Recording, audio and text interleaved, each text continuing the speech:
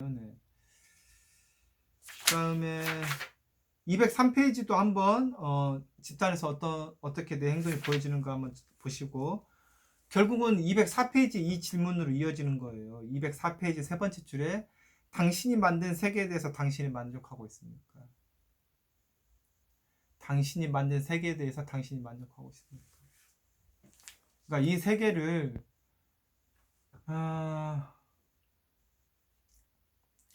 네, 근데 여러분들하고 제가 이제 수업 우리 제가 윤리 수업도 하고 그럴 때 보면 사회적인 상담도 나오고 이렇죠. 근데 그 페미니즘이라든가 여성주의 상담이라든가 이런 것도 나와요. 사회 구조적인 차별 이걸로 인해서 세습되는 것들, 징여되는 것들, 불합리한 것들, 이거 정말 이건 그거는 문명이 시작된 이래로 있어 왔어요. 예, 그래요. 문명이 시작된 2000년 전부터 세습과 그런 불합리와 지금도 계속 목소리 내지만 여전할 거고 앞으로도. 네, 그런데 그런 세상에서 살면서도 여전히 이 세상을 내가 만들고 있다라는 것에 인정을 하는 것이, 인정하고, 이게 세상을 탓하는 게 아니라 우리가 내가 지혜롭고 성숙하게 서 있으면 이걸 구조적으로 나는 바꿔갈 수 있다고 보는 입장이 있는 거죠.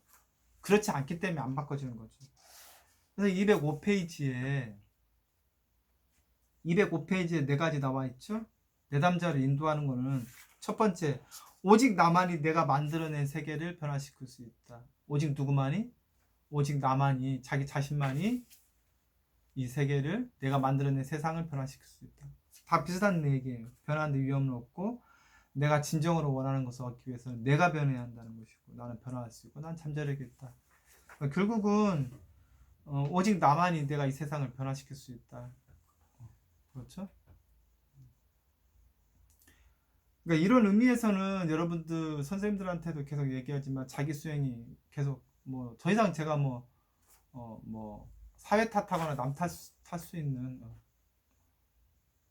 내가 행복해지고 내가 행복의 방법을 알고 그걸 수행해 봤고 그런 경험이 있고 그걸 할 수 있고 그걸 유지시킬 수도 있어. 그리고 그걸 키우고 증폭시킬 수도 있어. 그런 경험이 있고 거기에 대한 지혜가 계속 커져 나갔어. 그리고 점점 더 커져가고 있다는 걸 자기 또 느끼고 있어. 물론 거기에 이제 너무 또 빠지면 안 된다. 정진할 때 주의할 것들이 있긴 있지만 어찌됐든 자기가 그런 계속 수행하고 정진해 나가는 것에 대한 그런 노력이 필요한 거죠. 그래서 자칫 여러분들한테 그 지혜가 커지면 불교든 기독교든 크게 제가 여러분들한테 그 진정한 신앙인이 그 기복 신앙으로 만들지 않는다는 거. 자기 종교를 기복적으로 만들지 않는, 기복적으로 만드는 것이 바로 외부의, 그렇잖아요. 취업 잘 되게 해주세요. 건강하게 해주세요. 사업 잘 되게 해주세요.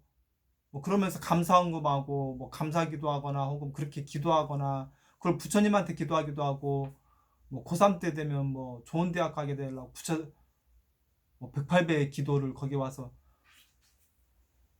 그건 좀 너무, 그러니까 그러니까 그런 우리 기독교를 믿든 불교를 믿든 그 지도하시는 목사님이든 지도하시는 주지스님이든 그 중생들이든 그 기독교 그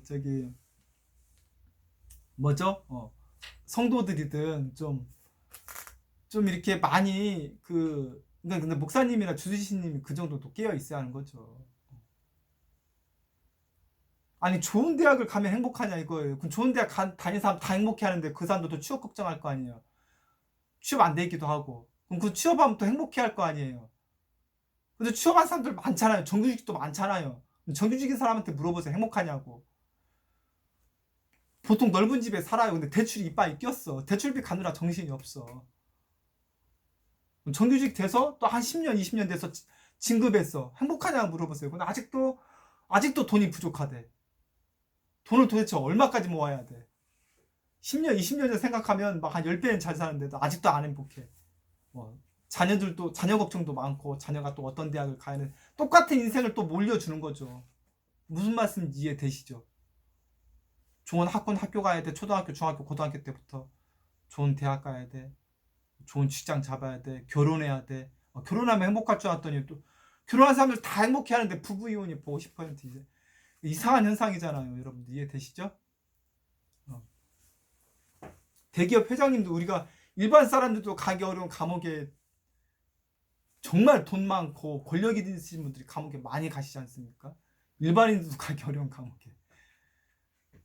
그러니까 여러분들이 계속 제가 반복하는 거예요. 돈, 권력, 명예, 학업, 학벌 이런 것들이 행복을 해줄 수 없다는 거. 오직 나만이 내가 변화시킬 수 있다니까요. 이 외부에 있는 게 아니라고. 근데 상담자가 그걸 추구한다면 점검을 해야 한다고요. 방향을 틀어야 한다고요.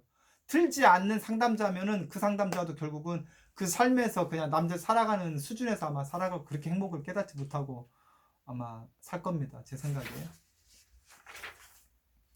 그러니까 부처님이나 예수님이나 그런 분들이 재산을 모으고 투기를 하고, 제가 이 수업에서도 얘기했죠. 호주머니에 돈 넣고 다니시냐 이 말이에요.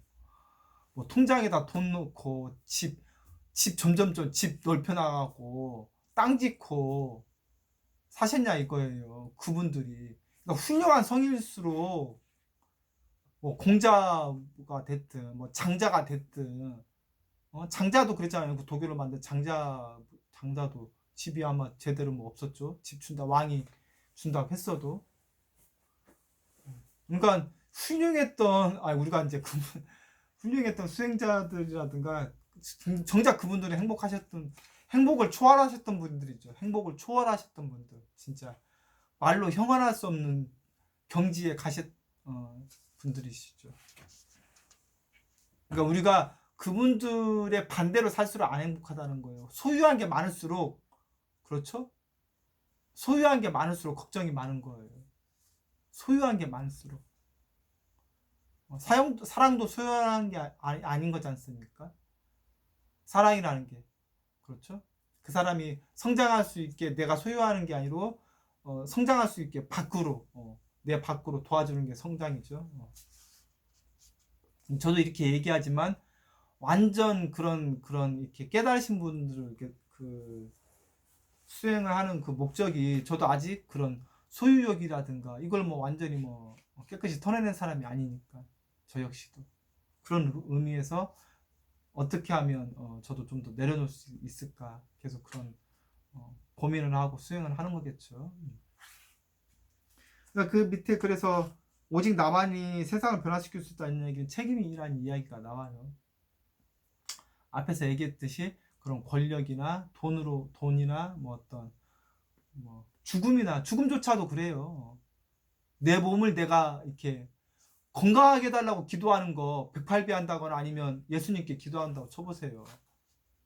예수님은 지금 젊으신 나이에 거기서 죽음을 선택하신 분한테 건강하게 해달라, 돈 벌게 해달라, 사업 잘 되게 해달라 이렇게 기도하면 예수님이 들을 때 어떠실 것 같아요? 여러분들 공감을 좀 한다면 그거 얼마나 어리석은 기도냐 이 말이에요. 그러니까 자기가 진실한 이런 훌륭한 종교를 기복 종교로 만드는 거라니까요. 복을 이렇게 비는 종교. 기복 종교는 종교의 기능을, 종교가 아니고 기복 종교는 바위한테 해도 되고 뭐 해도 돼요. 소한테 해도 되고. 그걸 예수님한테 하고 부처님한테 한다는 거는 그게 얼마나 우리가 죄를 짓고 있는 건지 모르고 기도한다는 거를 얘기하는 거죠. 제발 그래서 믿으시는 분들은 좀 지혜를 이렇게 키워가셔서, 그러니까 몸도 소유하는 게 아닌 거죠. 저도 거기까지 간 경지는 아니지만 이분들이 죽음을 두려워했냐 이거예요.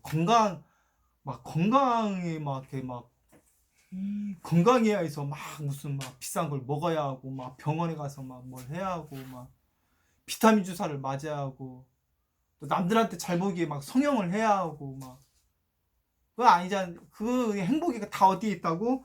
외부에 있고, 그거는 그런 책임, 그건 이미 자유를 외부에 준 거고 거기에 대한 책임도 따르는 거예요. 그러니까 이 책임이라는 개념이 굉장히 중요한 개념인 거죠. 책임과 자유와 나만이 이 세상을 변화시킬 수 있는, 즉 고통으로부터 벗어날 수 있는, 이것이 연결되어 있지 않습니까? 제가 지금 설명한 걸 여러분들 이해하셨죠? 자유와 책임과 고통과 행복이 이렇게 연결돼 있어요. 이해되셨죠, 여러분들? 네.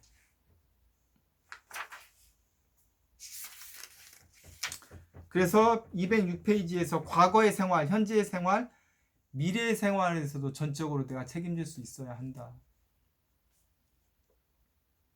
뭐 세상이 먹고 살기 어려워서 말이 안 되는 거죠. 네. 최소한 그 얘기 하려면 아프리카 진짜 어디 거 있지 않습니까? 막그 운목하는 아이들 거기 가서 얘기하면 가능하죠. 거기는 그럴 수 있죠. 우리나라에서 그런 얘기 하는 거는 그렇죠?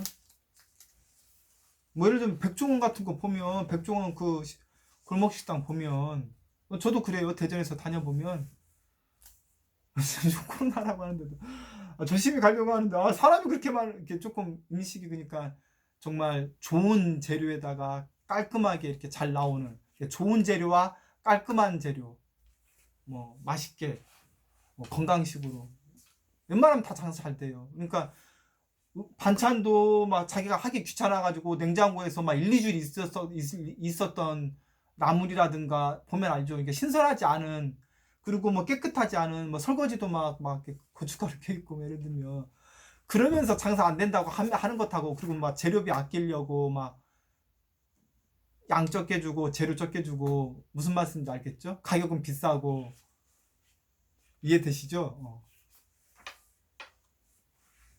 이게 책임의 소재가 장사 안 되는 게 꼭 무슨 경기 탓만 있겠냐 이것이죠. 보통은 경기 탓보다는 이것도 내부로 장사가 됐든 그 무엇이 됐든 그죠? 이제 그럼에도 불구하고 억울한 경우가 있어요. 이제 이런 거 제가 여기서 얘기하긴 뭐한데 자아초월 심리학에서 이제 다뤄요. 네. 자아초월 심리학에서 이제 그 여러 가지 경험들 그 자아초월 심리학에서 우리가 뭐 전생 체험 이야기도 나오고 그래요. 이제 그런 그러니까 업 같은 거 배우죠. 뭐 까르마라든가 도저히 현생에서는 이해하기 어려운 정말 좀 그런 경우들이 있죠. 내가 진정을 원한 것 얻기 위해서는 내가 변화해야 한다. 그래서 207페이지에서도 자유란 말이 나와요. 우리 성인들은 무서운 자유로부터 보호받기를 원할 수 있다. 뭐라고 나와 있어요? 무서운 자유. 왜 무서운 자유냐면 이 자유를 책임진다는 거는 굉장히 무서운 일이에요. 결혼을 했는데 이렇게 살아보니 내가 정말 불행해. 되게 늦었지만 깨닫긴 했어. 물론 이제 받아들이기 어렵겠지만 뭐 배우자가 어떤 굉장히 뭐 성격 장애가 됐던 어떤 뭐 도박 중독이 있든 뭐 돈을 다 날려먹었든 뭐 도저히 살 수 있는 상황이 아니라 해서 이혼하는데 굉장히 이제 두려울 수 있죠. 그렇지만 이혼을 할 때의 결심과 또 이혼을 함으로써 예를 들면 어떤 자유가 생기고 삶을 그 책임을 자기 걸로 이제 가져오는 거죠. 그동안에 남편이 벌어다 준 돈, 뭐 예를 들면 남편이 아니라 남편이 벌어다 준 돈인가요? 네. 그러니까 무서운 자유란 얘기는 이 용어는 210페이지 그 보이시죠? 그러니까 나를 보살펴주고 나를 보호해주고 나를 품어주고 이런 사람은 없죠. 이걸 기대하면 좋은 이성관계나 좋은 부부관계가 될 수 없어요. 나를 보살펴주고 나를 보호해주고 나를 품어주고 아니죠. 나를 보살펴주고 나를 보호해주고 품어주는 건 누가 한다고? 내 스스로. 그게 내 책임인 거죠. 그게 나를 자유를 확장시키는 거고 밥을 누가 차려주는 게 아니라 밥을 내가 차려 먹어야죠. 왜 자꾸 남편 밥을 차려주니까 하고 남편을 삼식이로 만들죠. 이식이로 만들고요. 일식이로 만들고 그렇죠? 남편 밥을 차려주는 게 아니라 남편에게 차려 먹게 하고 물론 돈을 남편이 벌어온다 할 수도 있겠죠. 그지만 적정하게 서로 어떤 그 자기 책임권을 갖다가 이렇게 적정하게 건강하게 유지시킬 수 있는 거죠. 나를 잘 보살필 수 있는 사람은 어때요? 나를 보살펴본 능력이 있죠. 그리고 힘이 있죠. 자유가 있죠. 책임이 있죠. 그렇기 때문에 타인을 보살필 수 있죠. 근데 나를 보살피지 못하고 나를 보살필 줄 사람을 찾는다. 그 사람에게 그러면 내 자유와 책임을 줘버렸기 때문에 뭔가 불만이 생기고 내가 병리적이 되죠. 그리고 그 분들도 다른 사람의 다른 사람의 자유와 책임을 지기로 한 사람도 건강하지 않은 사람입니다. 떠맡은 사람도 역시 건강하지 않은 사람입니다. 그래요. 이 부분들 굉장히 중요한 이야기인데 여러분들이 쭉 한번 계속 살펴보셔요.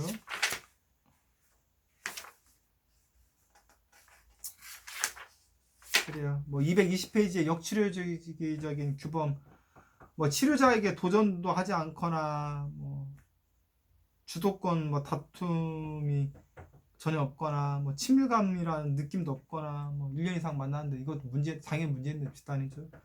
그러니까 어떻게 보면 여러분들이 이제 수업 시간이 이제 모르겠다 교수자한테도 편안하게 이야기할 수 있고 뭐 진솔하게 얘기하고 편하게 얘기할 수 있어야 좋은 건데 제가 그렇게 하고 있는지 모르겠네요. 어렵네요. 그래요. 어쨌든 집단 리더한테도 이렇게 편안하게 이야기할 수 있어야 한다. 심하게 도전도 할 수 있어야 한다.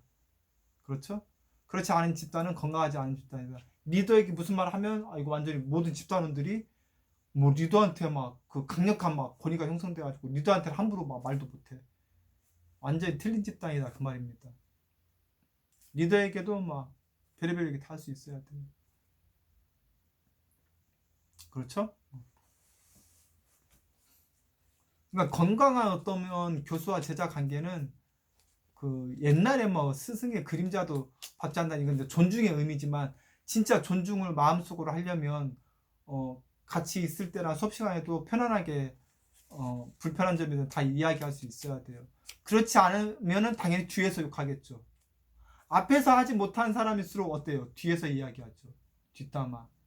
그러니까 앞에서는 존중하는 척하지만 뒤에서는 단점도 얘기하고 뭐 다 진솔하게 나눌 수 있어야 하는데 그렇지 않다면은 관계가 형성될 수 없죠. 그러니까 교수자 관계 말고도 일반 삶에서 그래야 하는 거죠. 근데 대신 이제 진솔하게 이야기할 때는 이제 편안하게 이야기하거나 뭐 유머를 섞어 이야기하거나 이제 이런 것들이 필요하다고 그랬고 그래요. 여러분들 어쨌든 오늘 제가 여러분들한테 지금 여기에서 이야기하는 거는 과정 경험이 중요하다는 것하고 어떤 인지적인 통찰이 중요하다는 것이고 그래서 지혜를 키워야 한다는 것이고 또 지혜를 키우다 보면 우리가 행복이 외부에 있는 것이 아니라 내부에 있다라는 것. 자유와 행복과 책임이 다 내부에 있다라는 것. 근데 그 자유라는 개념은 우리가 그냥 내가 자유롭게 내 마음대로 할 거야 이게 아니라 권력이나 돈이나 물질이나 여러 가지 그런 세상 사람들이 말하는 그런 가치로부터 내가 자유로울 수 있는 것. 거기에는 몸도 포함되는 것이 굉장한 거죠. 몸으로부터 자유 굉장한 거죠. 그렇죠? 여러분들 어쨌든 오늘 이번 챕터를 통해서 우리 선생님들이 여러 가지를 한번 점검해 볼 수 있는 시간이 돼서 좀 성장하는 데 도움이 되셨으면 좋겠습니다. 애쓰셨네요. 굉장히 긴 시간인데 이거 중간에 좀 끊어서 보셨으면 좋았을 것 같은데 네. 애쓰셨습니다. 감사합니다. 선생님들 다음 주에 뵙겠습니다. 고맙습니다. 다음에 뵙겠습니다. 고맙습니다.